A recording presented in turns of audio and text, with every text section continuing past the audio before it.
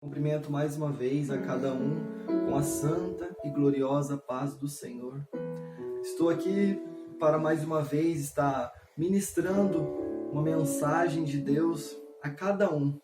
Que vocês possam prestar muita atenção, porque eu sei que a palavra que vem do Senhor não é minha, mas sim do Senhor.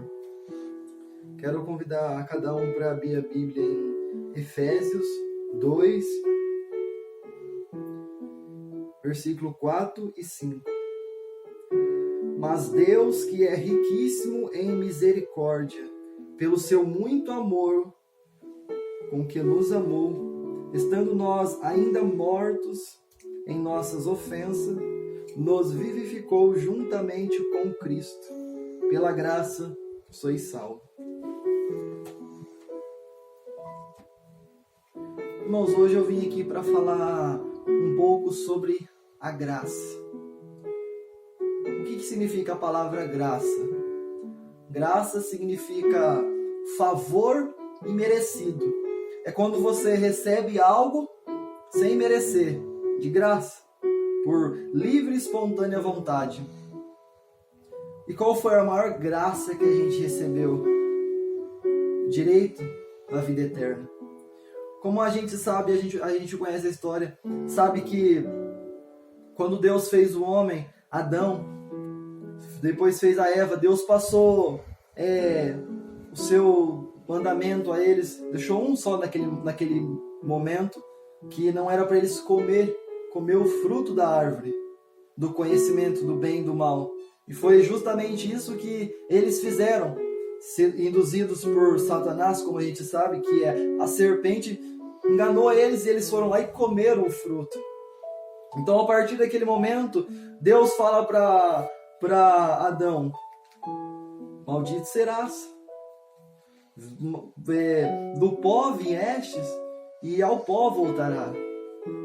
Então, naquele momento, a gente já entende que Deus fala: vocês vão nascer, vocês vão crescer e vocês vão voltar pro pó. Aquele momento era assim, a gente iria nascer, crescer e voltar pro pó, porque o pecado ele entrou no mundo. Em Romanos a Bíblia fala que o pecado ele entrou por um homem e fez com que todos se tornassem pecadores. Porque todos pecaram. A gente não cometeu o mesmo delito que Adão cometeu, mas sim, através do pecado de Adão, isso foi transmitido, isso foi passado para as próximas gerações. Então fez com que todos pecassem, fez com que todos tivessem essa mancha, essa doença chamada pecado, porque fez com que todos pecaram e destituídos estão da glória de Deus. Então, através do pecado de Adão, fez com que manchasse todo mundo, fez com que contaminasse todo mundo. Então Deus falou: vocês vão voltar pro pó, vocês vão nascer, crescer. Mas só que Deus falou para a serpente: você também será maldito. E você e a mulher, vocês serão inimigos.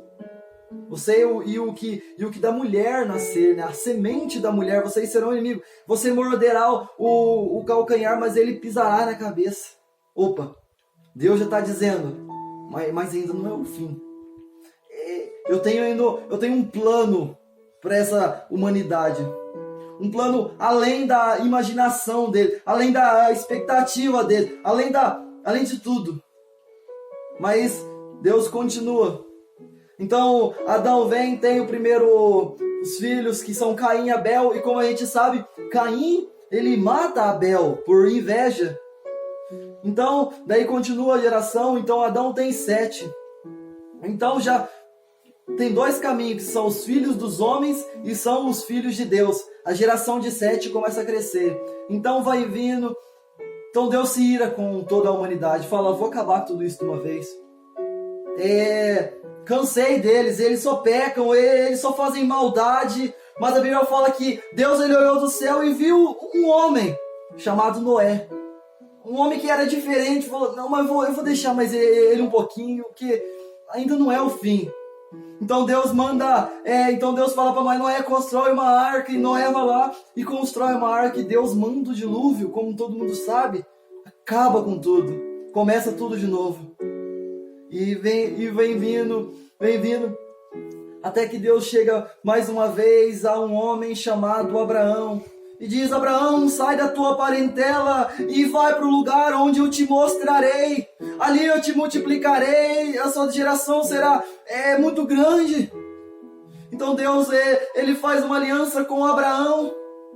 Então daquela aliança, Abraão tem Isaac, e Isaac tem Jacó, e Jacó vem os 12 patriarcas. Então a geração continua. E aquela geração, como a gente sabe, começa a crescer, começa a se multiplicar, começa a se estender tanto.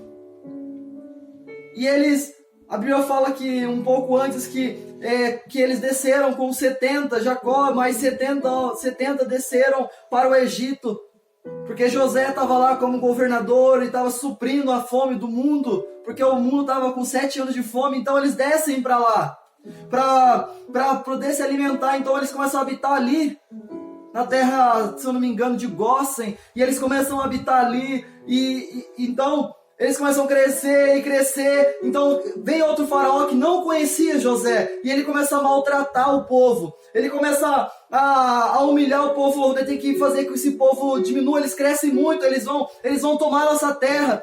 Então eles começam a humilhar. Então depois de algum tempo nasce um menino chamado Moisés, e Moisés começa a crescer, se torna príncipe do Egito, ele começa a ficar famoso, mas Deus faz com que ele saia de lá. Ele fica 40 anos lá, então ele volta. Ele liberta o povo daquele cativeiro. Então leva Moisés para o lugar onde Deus queria que eles fossem. Então a gente conhece toda a trajetória. Depois de Moisés vem Josué, de Josué vem os juízes, vem vindo, mas ainda não tinha jeito para o povo. O povo não parava. A Bíblia fala que quando o Deus levantava um juiz, o povo se endireitava, mas depois morria o juiz, o povo voltava a pecar. E Deus falou assim: não dá. Depois vem Davi, vem a época dos reis. Vem Davi, vem Salomão, antes vem Saul, na verdade. Depois vem Davi e Salomão. E vem vindo Roboão, vai dar divisão do reino de Jeroboão. E o povo vem vindo, até que mas só que desde o início Deus sempre falava: mas eu levantarei um melhor, eu levantarei um maior. Fala para Davi, eu vou fazer de ti nascerá um rei que reinará eternamente, e o seu trono não terá fim, é dele. Então, como a gente sabe, depois de tudo isso a Bíblia fala que Deus ficou 430 anos sem falar com o povo por nenhum profeta. Então veio João Batista pregando: arrependei-vos, porque é chegado o reino dos céus. Arrependei-vos, a Bíblia fala em Isaías: a voz do que clama no deserto, que prepara o caminho para o Senhor. Então a Bíblia fala que a virgem conceberá e dará à luz a um filho, o qual lhe será chamado de Emanuel, que significa Deus conosco. Então a promessa começa a se cumprir. Então vem Jesus, nascido de uma virgem, nascido na carne, assim como nós. Viveu, a Bíblia fala que ele viveu, ele foi em tudo, foi tentado, mas sem pecado. Então ele fala, ele veio, eu não vim para abolir a lei, mas sim cumpri-la. Então Jesus, ele veio com esse propósito de cumprir a lei, para que a hora que ele cumprisse, recebessem aquilo que ele falou, a autoridade no céu e na terra. Então quando ele vem, a Bíblia fala assim que ele não veio por obrigação, ninguém tira a minha vida de mim, mas eu livre e espontaneamente a dou. Ele veio trazendo salvação. Ele veio pregando arrependimento, ele veio pregando a remissão. Então vem a esperança, vem aquele que desde o princípio Deus falou: nele serão benditas todas as nações da terra, por ele serão todas as coisas, nele, eis o meu filho amado em quem me comprazo, é nele que está a vida. Então Jesus vem e nos oferece a graça, porque não é pelas nossas obras. A Bíblia fala que todas as nossas obras diante de Deus são como trapos de imundícia.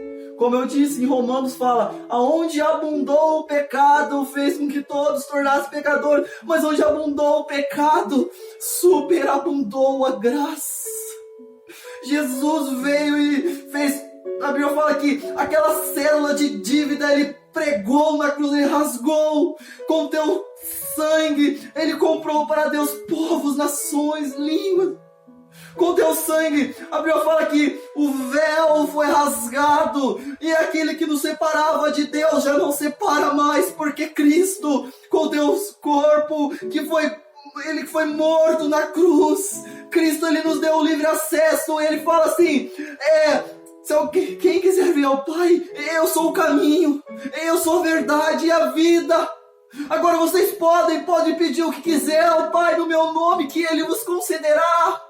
Então todas as vezes que Deus, Ele olha para nós, Ele não vê mais nós, mas Cristo, porque a Bíblia fala que Cristo vive em nós, pela graça. Então o que nós temos que fazer? É aceitar essa graça. Fala, Deus, eu aceito, não é pelos meus méritos, eu reconheço que é por Cristo. Não é pela minha bondade, porque eu não sou bom, mas é por Cristo. Ele venceu, a Bíblia fala que Ele venceu a morte. Onde está a morte, o teu aguilhão? Onde está a morte, a tua vitória? Cristo venceu. É por Ele que são todas as coisas.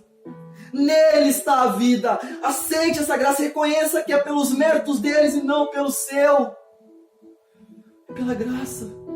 Esta graça nos faz andar como Cristo quer que a gente ande. Aí você pode estar dizendo, já que é pela graça, então eu posso pecar. Não. Porque quando a salvação ele vem até você, então o Espírito passa a habitar dentro de você. Então você passa a fazer não mais a tua vontade, mas a vontade de Cristo. Porque não é o teu espírito, mas é o Espírito de Cristo. Você passa a viver em novidade de vida, porque nenhuma condenação há para os que estão em Cristo Jesus, que não andam segundo a carne, mas segundo o Espírito. Não é mais as obras da carne, não é mais os frutos da carne, mas sim o fruto do Espírito. Você começa a fazer a vontade dele, porque a salvação ela vem até você. Então você entende, você não caminha, você não faz as coisas para Deus para ser salvo. Não, você faz as coisas para Deus porque você é salvo, porque Cristo habita em você. Não é os seus méritos, não é pelos seus méritos que você vai à igreja, não é pelos seus méritos que você prega a palavra, não é pelos seus méritos que você ama a Deus, mas é por Cristo. É porque o amor dele foi derramado na sua vida. É porque ele deu esse direito de você ser salvo. Não mais pelas suas obras, não mais pela lei, porque a lei mata, mas o Espírito vivifica. Pela lei ninguém pode cumprir a lei. A Bíblia fala que quem está debaixo da lei está debaixo da maldição, está debaixo da morte, mas o Espírito é o que vivifica. O Espírito de Cristo habita em nós. O Espírito de Cristo veio para nos dar salvação pelo teu sangue. Ele venceu, ele cumpriu, ele agradou ao Pai e ele pede, Pai, agora eu quero, Pai, que onde eu estiver eles estejam também comigo, para que eles vejam a minha glória, como a glória do unigênito do Pai. Ele venceu, ele cumpriu, e ele recebeu o direito. Ele abriu, fala que ele abriu os selos, aquilo que ninguém podia fazer. O leão da tribo de Judá, a raiz de Davi, a estrela da manhã, o alfa, o ômega, o princípio, o fim. A Bíblia fala que o menino nos nasceu, o filho se nos deu, e o principado está sobre os seus ombros, e o seu nome será maravilhoso, conselheiro, Deus forte, Pai da eternidade e príncipe da paz. Nele estão todas as coisas, tudo nele. Ele foi digno, ele recebeu o direito. E é isso, irmãos.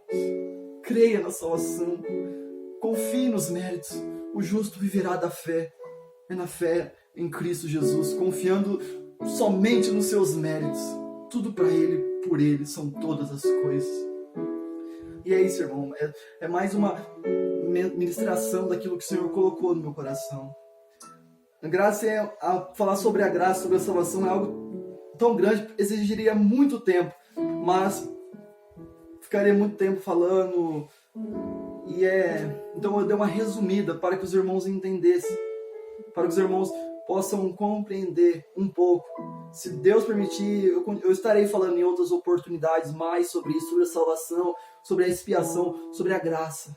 Mas fiquem com essa mensagem, busquem referência na Bíblia, meditem nisso, receba esta mensagem para a glória do Senhor e Salvador Jesus Cristo. Nele, por Ele, são todas as coisas. Eu agradeço muito. Em nome de Jesus Cristo. Amém.